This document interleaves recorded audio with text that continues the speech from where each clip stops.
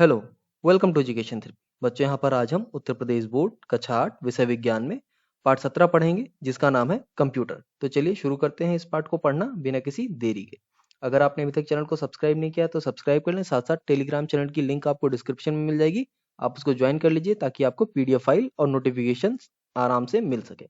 तो चलिए देखते हैं कि इस पाठ में हमको कौन कौन से बिंदु मुख्य रूप से पढ़ने हैं या किन किन बिंदुओं के बारे में जानकारी हमको इस पाठ में मिलेगी।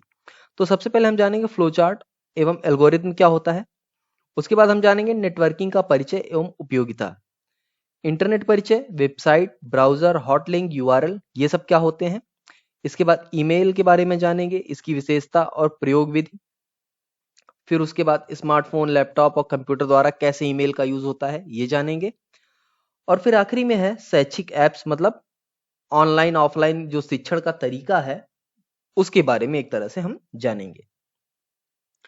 तो यहां पर आप देख रहे हैं कंप्यूटर। कंप्यूटर क्या है?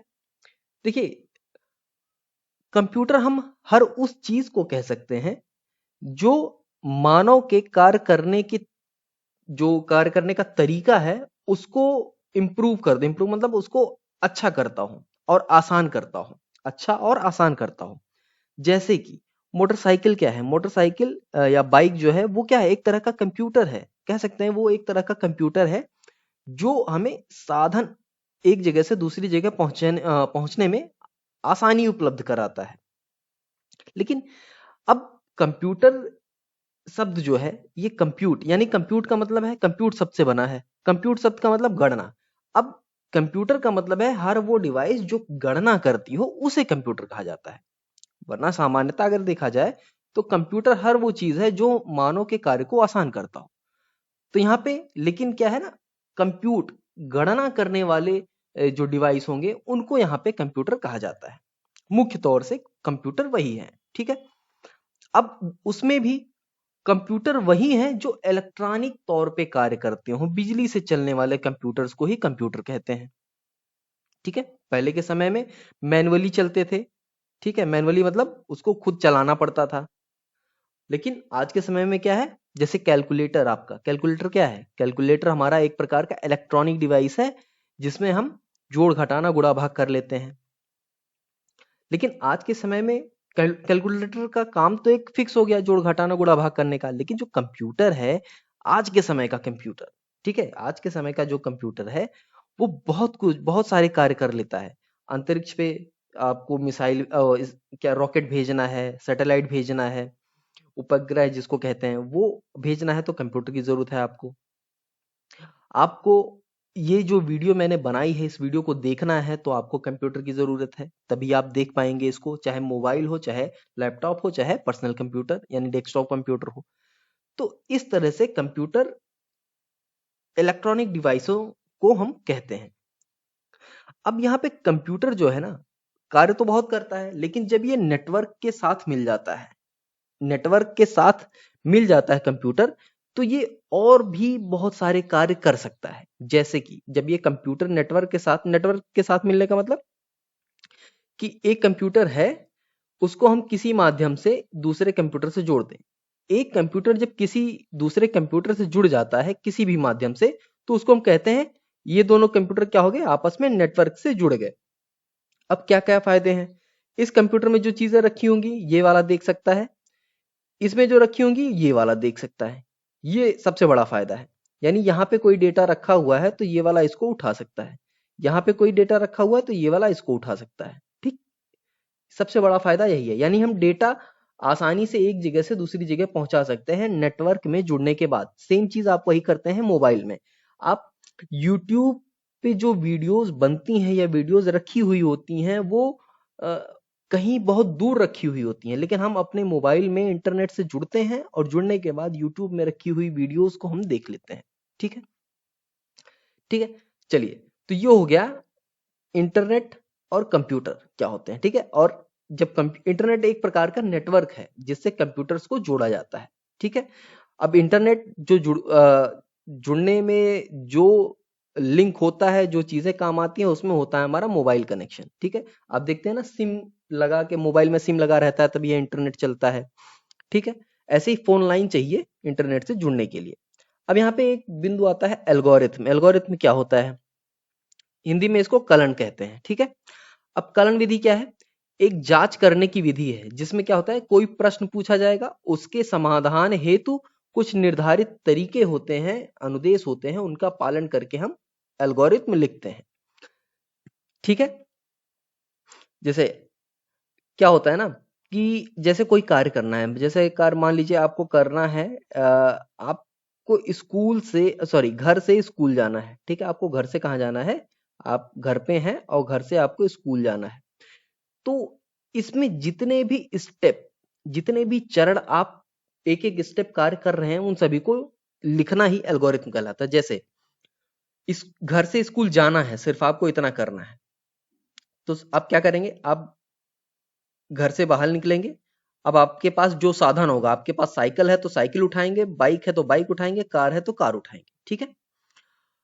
इन तीनों में से कोई एक साधन आपने उठा लिया, उसके बाद आप क्या करेंगे? इसमें बैठेंगे या इस पर बैठेंगे, उसके बाद ड्राइव करेंगे और स्कूल की तरफ पहुंच जाएंगे, जिस डायरेक्शन में आपका स्कूल होगा।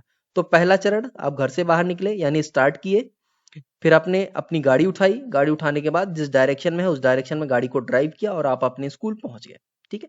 ये 3 चरण हो गए, ठीक है। तीन स्टेप में आप अपने स्कूल पहुंच गए। ऐसे ही कोई भी कार्य करना हो तो आप जितने स्टेप्स में वो कार्य करते हैं, और सबसे अच्छी बात है कि जितने छोटे-छोटे स्टेप्स में आप कार्य करेंगे, वो छोटे-छोटे स्टेप्स ही आपके काम आएंगे और उस एल्गोरिथम को क्या करेंगे? आसान बना देंगे, ठीक है। ये काम होता है। अब आप यहां देखेंगे, अगला है हमारा फ्लो चार्ट। क्या होता है? देखिए फ्लो चार्ट, फ्लो चार्ट का मतलब क्या होता है?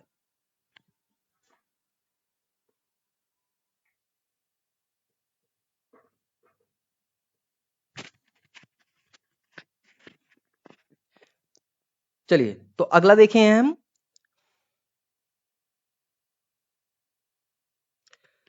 चलिए तो अगला हम देखेंगे फ्लो चार्ट। फ्लो चार्ट क्या होता है? देखिए जब हम किसी का एल्गोरिथम लिख लेते हैं, उस एल्गोरिथम का हम एक फ्लो चार्ट बनाते हैं, फ्लो ऑफ डायग्राम की। मतलब जो कार्य हो रहा है वो किस दिशा से किस दिशा की तरफ बढ़ रहा है, ठीक है। ये इसी को कहते हैं फ्लो चार्ट। फ्लो मतलब बहाव और चार्ट का मतलब एक कह सकते हैं दिशा, ठीक है। चार्ट का मतलब, चार्ट पेपर जो होता है उस पेपर पे दिशा क्या है कार्य होने की, ठीक है। कार्य होने की दिशा क्या क्या है, इसको कहते हैं फ्लो चार्ट। जैसे देखिए अब एल्गोरिथम किसी चीज का बन गया है, जैसे यहाँ पे देखिए दो संख्याओं को जोड़ने के लिए एक फ्लो चार्ट बना है, ठीक है। दो संख्याओं को जोड़ने के लिए अगर हम एल्गोरिथम लिखें तो क्या होगा? सबसे पहले एल्गोरिथम की बात करें तो पहले तो हमें 2 अंक चाहिए, 2 अंक होने चाहिए हमारे पास, ठीक। उसके बाद क्या चाहिए? इन नंबरों, जो नंबर हैं इन नंबरों को हम पढ़ेंगे, रीड करेंगे, रीड करने का मतलब कहीं सेव करेंगे। तो वो नंबर सेव हो गए, मान लीजिए 4 है और 2 है, ये 2 नंबर हो गए। अब क्या करेंगे? इन दोनों को जोड़ना है तो 4 + 2, ये हमारा अगला एल्गोरिथम होगा। और इसके बाद इसका जो रिजल्ट आएगा 6, इस 6 को हम क्या करेंगे? डिस्प्ले कर देंगे, ठीक है। डिस्प्ले कर देंगे, दिखा देंगे स्क्रीन पर, ठीक। ये हो गया एल्गोरिथम 4 लाइन का। ये इसी एल्गोरिथम को हम क्या करेंगे? फ्लो चार्ट के रूप में बना देंगे। फ्लो चार्ट में कुछ डिजाइन्स होते हैं, कुछ सिंबल्स होते हैं, जिनके बारे में आपको पता होना चाहिए कि ये सिंबल्स कैसे कार्य करते हैं। यहाँ पे देखिए ये सारे सिंबल्स आपको दिए गए हैं। जैसे जब भी आप फ्लो चार्ट स्टार्ट करेंगे तो आप स्टार्ट और एंड, जब स्टार्ट होगा तो स्टार्ट लिखेंगे, एंड होगा तो स्टॉप या एंड लिखेंगे। तो उसके लिए हम इस बॉक्स का प्रयोग करते हैं, इस तरह के सिंबल का प्रयोग करते हैं। इसके बाद आपके पास एक है ये वाला बॉक्स, स्क्वायर, सॉरी स्क्वायर नहीं, रेक्टेंगल। इसको हम कहते हैं प्रोसेसिंग बॉक्स, ठीक। इसके बाद इस सिंबल को कहते हैं फ्लो लाइन। ये है पैरेललोग्राम, इसको हम कहते हैं इनपुट या आउटपुट, ठीक है। इनपुट आउटपुट जो भी दिखाना है आपको वो इस बॉक्स का डिजाइन बनाने के बाद इसके अंदर दिखाएंगे। इसके बाद आता है हमारा डायमंड। जब कोई विकल्प हो हमारे पास, ठीक है, एक कोई 2 विकल्प हो तो उन दो विकल्पों को उन दो विकल्पों का फ्लो किस तरफ होगा, कैसे होगा, वो दिखाने के लिए, यानी कंडीशन अगर कोई बनती हो, जैसे कि ए बी से बड़ा है या छोटा, ठीक है, इस तरह का कंडीशन अगर कोई बनाना है तो इस डायग्राम का उपयोग करते हैं हम, ठीक है।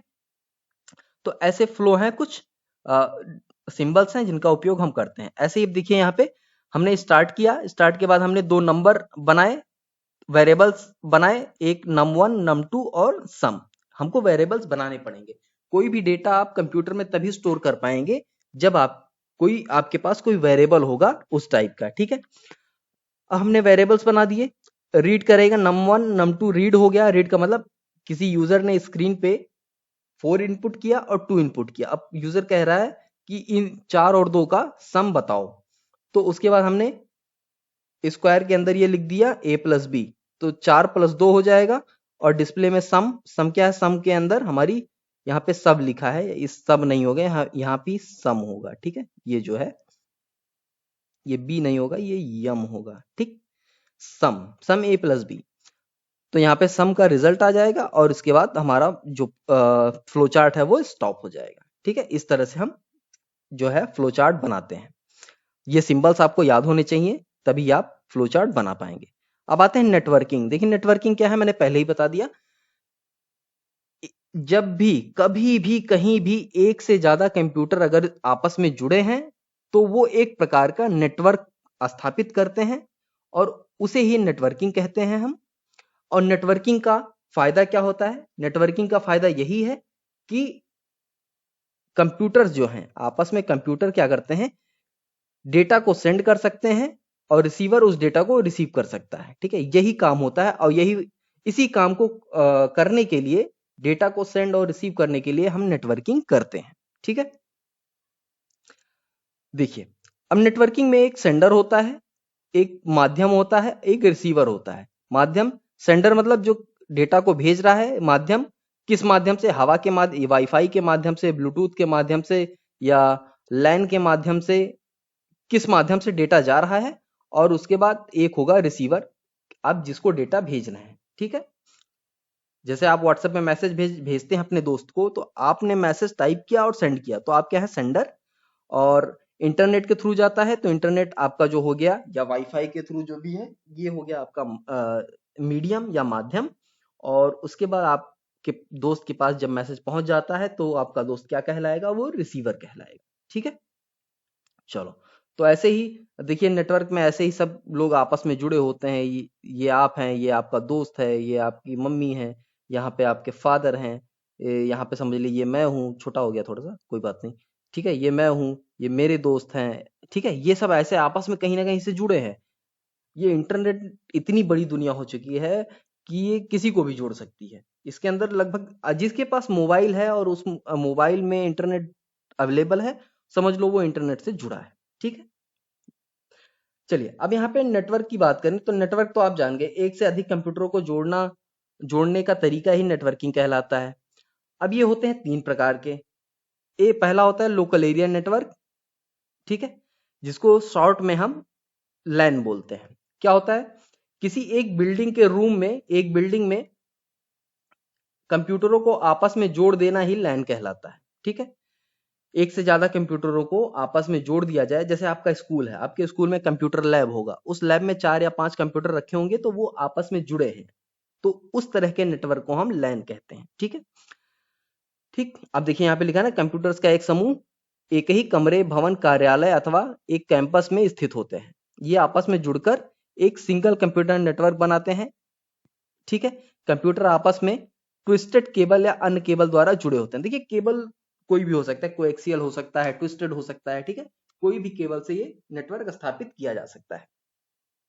अब इनके बीच की दूरी, अगर मैक्सिमम दूरी की बात करें तो ये लगभग 1.6 किलोमीटर तक का रेंज हो सकता है इस नेटवर्क में।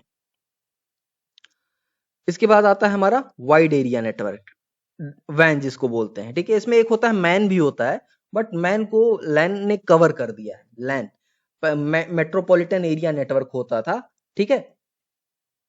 तो मेट्रोपॉलिटन एरिया नेटवर्क को जो है, ये हमारा जो लैन है इसने इसको ढक लिया है एक तरह से, ठीक है, उसको कवर कर लेता है हमारा लैन। तो उसके बाद बचता है हमारा वैन। तो यहाँ पे अब हम लैन और वैन ही पढ़ते हैं, मैन की जरूरत नहीं पड़ती।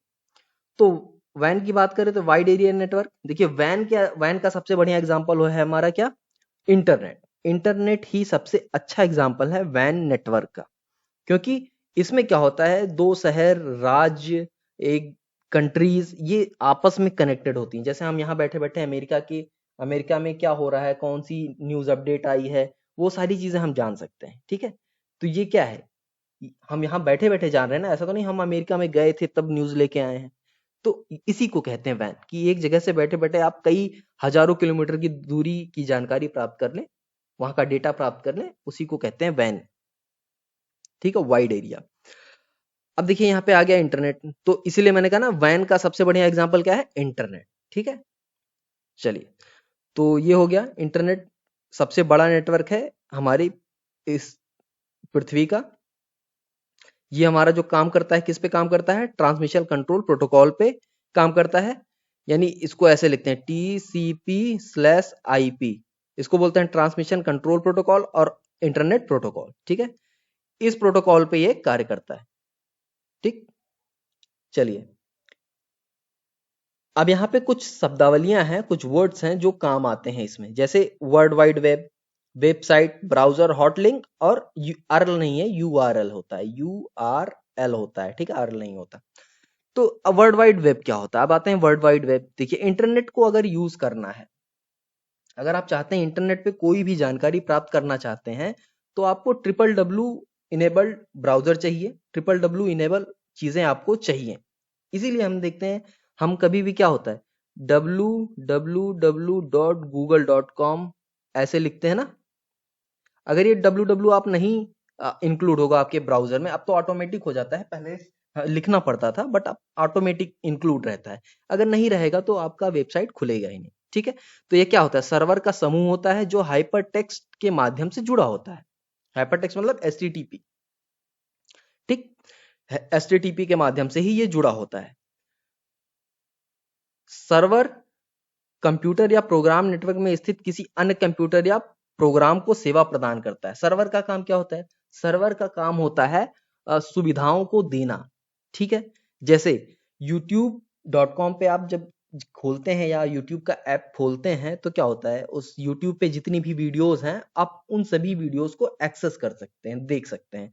लेकिन अगर आप youtube.com नहीं खोलेंगे तो YouTube की वीडियो को नहीं देख सकते। तो यही है, youtube.com मतलब YouTube का सर्वर होता है। वो YouTube का सर्वर ही आपको सारी वीडियोस प्रोवाइड करता है और आप देखते हैं। ठीक है, हाइपरटेक्स्ट संदेश दर्शाने का एक तरीका है। किसी शब्द को हाइपरलिंक के माध्यम से व्यक्त करने और एक पेज से दूसरे पेज पर जाने के लिए हाइपरटेक्स्ट का प्रयोग किया जाता है। ठीक है, हाइपरलिंक बोलते हैं। ठीक है, एक पेज से दूसरे पेज पे जाने के लिए, जैसे आप देखते हैं ना, गूगल का पेज जब खुलता है, आपने कभी खोला होगा, तो आप किसी फोटो पे क्लिक करिए या वीडियो, इमेज, इन सब पे कहीं क्लिक करते हैं तो आप दूसरी वेबसाइट पे पहुंच जाते हैं, वही हाइपरलिंक कहलाता है। अब वेबसाइट क्या होता है, वेबसाइट देखिए, जैसे google.com है, www.google.com, ये क्या है, ये वेबसाइट है। तो ये वेबसाइट का मतलब किसी भी ऑर्गेनाइजेशन का, किसी भी कंपनी का अगर कोई इंटरनेट पर पेज अवेलेबल है, इंटरनेट पे वेबसाइट, इंटरनेट पे कोई डेटा अवेलेबल है, या वेब पेज कहेंगे एक तरह से, hypertext markup language page available है अगर इंटरनेट पर, तो उसे हम वेबसाइट कहेंगे। ठीक है, इसके बाद ब्राउजर। ब्राउजर क्या होता है, देखिए, किसी भी वेबसाइट को इंटरनेट पर एक्सेस करने के लिए आपको एक प्रोग्राम की जरूरत है जिसको हम ब्राउजर कहते हैं। एग्जांपल के लिए आपके पास जैसे internet explorer, Netscape navigator, Google Chrome, opera mini, UC browser, ये सब क्या है, ये ब्राउजर कहलाते हैं। अगर ये आपके पास नहीं होगा तो आप इंटरनेट पे अवेलेबल चीजों को एक्सेस नहीं कर पाएंगे। हॉटलिंक क्या होता है, हॉटलिंक में किसी वेबसाइट को सामान्य उपभोक्ता के लिए प्रतिबंध कर दिया जाता है। कुछ विशेष प्रकार के लोग ही इसे एक्सेस कर पाते हैं, जैसे मिलिट्री की वेबसाइट है, या कुछ ऐसे वेबसाइट्स, बैंक की वेबसाइट है, ये सब क्या है, ये एक सिक्योर वेबसाइट होती है, इनको हर आदमी एक्सेस नहीं कर सकता। जिनके पास उसका यूजर आईडी पासवर्ड होगा, या कुछ यूनिक चीज, ऑथेंटिक, जिसको कहते हैं ना ऑथेंटिक, जिनके पास अधिकार हो उस वेबसाइट को एक्सेस करने का, उसे हॉटलिंक कहते हैं। अगला है हमारा यूआरएल। यूआरएल क्या होता है, यूआरएल का पूरा नाम होता है यूनिफॉर्म रिसोर्स लोकेटर।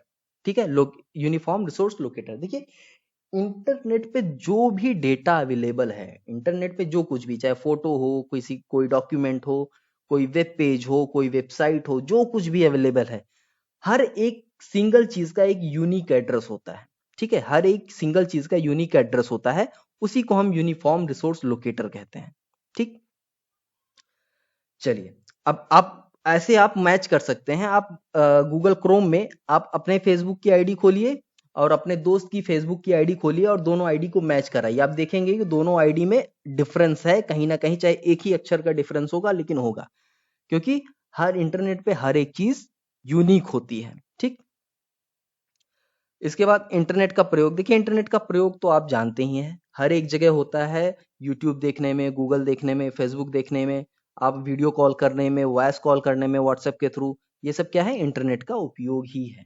ठीक है, इसके थ्रू हम क्या कर सकते हैं, ऑनलाइन टिकट बुक कर सकते हैं, ऑनलाइन मूवी का टिकट बुक कर सकते हैं आप, ऑनलाइन रेलवे का, ऑनलाइन एयरवेज का यानी हवाई जहाज का, इन सभी का टिकट ऑनलाइन बुक कर सकते हैं। ऑनलाइन आप इस अर्थ का मैप देख सकते हैं, आप गूगल मैप यूज कर सकते हैं। एक जगह से दूसरी जगह अगर जाना है तो इंटरनेट के थ्रू आप गूगल मैप में अपना लोकेशन डाल दीजिए, वो आपको रास्ता बता देगा। ठीक है, तो ये सब इंटरनेट का इस्तेमाल है, प्रयोग है। अब आते हैं टाइटल बार क्या होता है। देखिए टाइटल बार क्या चीज है। टाइटल बार की अगर हम बात करें, देखिए टाइटल बार क्या होता है ना, किसी वेब ब्राउजर में जो सबसे ऊपर वाला बार होता है उसको हम टाइटल बार कहते हैं। ठीक, उसके दाहिनी तरफ क्या होता है, मैक्सिमाइज, मिनिमाइज, क्लोज, ये सब बटन होते हैं। इसके बाद अगर हम मीनू बार की बात करें, ठीक है, अगर हम यहाँ पे मीनू बार की बात करें तो मीनू बार में क्या होता है, देखिए टाइटल बार के ठीक नीचे स्थित होता है, इसमें फाइल, एडिट, व्यू, ये सब बटन आपको मिल जाते हैं। ठीक, टूल बार, टूल बार में क्या होता है, देखिए टूल बार में इसके माध्यम से हम क्या कर सकते हैं, पिछला पेज यानी बैक जा सकते हैं, पिछले पेज को देख सकते हैं, फॉरवर्ड पेज अगर है कोई तो उसको देख सकते हैं हम। ठीक, कार्य को स्टॉप कर सकते हैं, रिफ्रेश कर सकते हैं, होम पेज पे जा सकते हैं, ये सब कार्य हम टूल बार के थ्रू कर सकते हैं। अब आता है हमारा एड्रेस बार। ये सारी चीजें कहाँ अवेलेबल होती हैं, ब्राउजर में। ठीक है, ये सब कुछ ब्राउजर में ही मिलेगा। एड्रेस बार जहां पे आप www डॉट क्या कहते हैं google.com लिखेंगे ना, google.com लिखते हैं, ये चीज जहां लिखेंगे उस जगह को हम एड्रेस बार कहते हैं। इसके बाद आता है स्टेटस बार, किसी भी वेबसाइट के खुलने की प्रगति, प्रोग्रेस को दिखाता है। ठीक है, स्टेटस बार क्या दिखाएगा कि कोई वेबसाइट कितना लोड हो चुकी है, कितना समय लगेगा, कितना टाइम और लगेगा उसको खुलने में। अब आते हैं ईमेल। ईमेल क्या है, देखिए इलेक्ट्रॉनिक मेल इसका पूरा नाम होता है। जैसे आपका मोबाइल नंबर होता है ना, हर आदमी का मोबाइल नंबर यूनिक होता है, वैसे जितने भी लोग के पास ईमेल आईडी होती है तो हर इंसान की ईमेल आईडी यूनिक होती है। मतलब वो उसके जैसा ईमेल आईडी किसी दूसरे के पास नहीं होगा अगर उसने पहले बना के रखा हुआ है तो। जैसे किसी से फोन पे बात करने के लिए अगर आपके पास फोन है तो जिससे आप बात करना चाहते हैं उसके पास भी मोबाइल होना चाहिए या फोन होना चाहिए, तभी आप उससे फोन पे बात कर सकते हैं। तो सेम वही तरीका है कि अगर आप किसी को ईमेल करना चाहते हैं, ईमेल के द्वारा कोई मैसेज भेजना चाहते हैं, तो आपके पास ईमेल आईडी है तो सामने वाले के पास भी कोई ना कोई ईमेल आईडी होनी चाहिए, तभी आप किसी को ईमेल के द्वारा मैसेज भेज सकते हैं। अब ईमेल के द्वारा आप क्या क्या भेज सकते हैं, आप ईमेल के द्वारा video file, text file, program, चलचित्र, यानी चलचित्र का मतलब वीडियो, ठीक है, ये सारी चीजें भेज सकते हैं। अब ईमेल आईडी क्या होती है, ईमेल आईडी एक तरह का इस तरह का फॉर्मेट होता है, जैसे XYZ@, ऐसा हो ना, @gmail.com। ठीक है, ये एक तरह का क्या है, एक फॉर्मेट है। इस तरह के बहुत से होते हैं, gmail.com, yahoo.com, बहुत सारी कई सारी कंपनियां हैं। ठीक, तो इस तरह से आप क्या कर सकते हैं, एक ईमेल आईडी अगर आप बनाना चाहते हैं तो क्या करेंगे, आप gmail.com खोल लीजिए, www.gmail.com। देखिए ईमेल आईडी आप कैसे बनाएंगे इसकी वीडियो मैं डिस्क्रिप्शन में आपको उसकी लिंक दे दूंगा, आप उस वीडियो को देखिए, आपको ईमेल आईडी बनाने का पूरा तरीका आपको पता चल जाएगा। ठीक है, उसकी लिंक मैं आपको यहाँ पे दे दूंगा, उस वीडियो को देख लीजिएगा, आप सब कुछ जान जाएंगे। क्योंकि यहाँ पे आप मैं एक्सप्लेन कर दूंगा, आपको समझ में नहीं आएगा, तो उस वीडियो को जरूर देखिएगा। डिस्क्रिप्शन में आपको ईमेल आईडी कैसे बनाई जाती है, क्या किया जाता है, वो सब कुछ आपको दिख जाएगा। ठीक है, अब आते हैं हम शैक्षिक एप्स का शिक्षण अधिगम में प्रयोग। देखिए शैक्षिक एप्स, अब देखिए शैक्षिक एप्स का सबसे अच्छा उदाहरण अगर मैं कहूं तो मैं आपको पढ़ा रहा हूं, इस वीडियो को आप किस पे देख रहे हैं, यूट्यूब के ऐप पे देख रहे हैं, यूट्यूब एप्लीकेशन पे देख रहे हैं। तो क्या है, वो एक तरह का ऐप है जिससे आप पढ़ाई कर रहे हैं। तो ऐसे ही ऐप्स को ही हम शैक्षिक ऐप्स कहते हैं। अब इसमें बहुत सारी ऐप्स ऑलरेडी अवेलेबल हैं, आप जितने भी नाम सोच सकते हैं या कहीं देख सकते हैं, ठीक है। क्लास ऐप हो गया आपके, जैसे आप यूट्यूब हो ही गया आपके पास, ऐसे और भी बहुत ऐप्स हैं जिनके थ्रू आप पढ़ाई कर सकते हैं। तो हर उस चीज को हम एक शैक्षिक या शिक्षण अधिगम में प्रयोग कर सकते हैं, जिनका उपयोग हम पढ़ाई के लिए करते हैं। जैसे प्रोजेक्टर हो गया, लैपटॉप, कंप्यूटर, कैलकुलेटर, स्मार्टफोन, ठीक है। एप्लीकेशन में यूट्यूब हो गया आपका, इंस्टाग्राम हो गया, फेसबुक, इन सभी पे पढ़ाई वाली चीजें आती हैं, ठीक है। पढ़ने वाली चीजों का एक्सेस हम कर सकते हैं। तो ये सभी हमारे शैक्षिक ऐप्स के अंतर्गत ही आएंगे, ठीक। अब हमने इस पाठ में क्या क्या सीखा, एक बार देख लेते हैं। देखिए, एल्गोरिथम एक निश्चित क्रम में गणना या परिकलन जिसको कहते हैं की जांच करने की विधि है। किसी एल्गोरिथम को कई चित्रों के उपयोग से दर्शाने पर जो चित्र मिलता है उसे हम फ्लो चार्ट कहते हैं। जाल की तरह कंप्यूटर को जुड़ने को नेटवर्किंग कहते हैं। वाइड एरिया नेटवर्क में दो कंप्यूटर केबल से ना जुड़े सैटेलाइट के माध्यम से जुड़े होते हैं। अब जो वाइड एरिया यानी जैसे क्या है, इंटरनेट, इंटरनेट क्या है, तार के माध्यम से कहीं कहीं जुड़ा होता है। ज्यादातर आप देखेंगे मोबाइल क्या है, मोबाइल तार से तो जुड़ता नहीं, क्या होता है, सैटेलाइट के माध्यम से जुड़ता है। ईमेल को इलेक्ट्रॉनिक मेल भी कहते हैं।